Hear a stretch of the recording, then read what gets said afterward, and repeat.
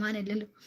ആദം, ഈ ഭ്രാന്തന്മാര് പൊതുവെ അവിടെ പോയാലും ഭ്രാന്തന്മാരെന്നാ, മനസ്സിലായോ? റഹു ഒരു കൂട്ടപ്രാർത്ഥന ആയാലോ, നാമീന്ന് പറയുന്നുണ്ട്. അള്ളാഹുവേ, എൻ്റെ ആദം അഫ്രീൻ്റെ ഭ്രാന്ത് നീ മാറ്റി കൊടുക്കണ റബ്ബേ. ആദം അഫ്രീൻ്റെ വട്ട് മാറ്റി കൊടുത്ത ഒരു പൂർണ്ണ രൂപത്തിലാക്കി കഴിഞ്ഞാൽ ഞാൻ അങ്ങൊരു യാസീനും പിന്നെ എന്തെങ്കിലും സൂറത്തുകളൊക്കെ ഓതിക്കോളെ പടച്ചോനെ. ആദം അഫ്രീൻ്റെ ഭ്രാന്ത് എത്രയും പെട്ടെന്ന് മാറ്റി കൊടുക്കണേ. ആമി പറ റഹു. റൈഹു ആമി പറ, എല്ലാവരും ആമി പറ.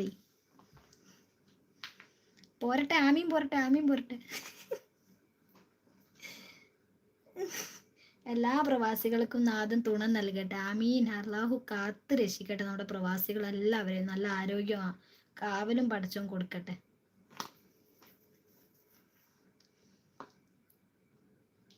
പിന്നെ വട്ടുള്ള ഭ്രാന്തന്മാരൊക്കെ ഉണ്ട് പ്രവാസികളെ. ഈ ആദം അഫ്രീന് പോലുള്ള അവരെ ഭ്രാന്തും മാറ്റി കൊടുക്കും. നീ ഗൾഫിലേക്ക് ദയവ് ചെയ്ത് വരരുത്, സമാധാനമായിട്ട് ഇവിടെ ജീവിച്ചോട്ടെ ഞാൻ എല്ലാവരും.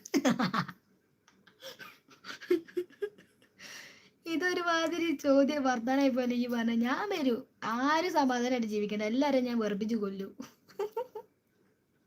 ഇജ്ജ് അങ്ങനെ ഇപ്പൊ സമാധാനം നിക്കണ്ട. യൂനിസ് ബ്രോ ഇതൊക്കെ കേൾക്കുന്നുണ്ട്, എവിടെ പോയെന്തോ.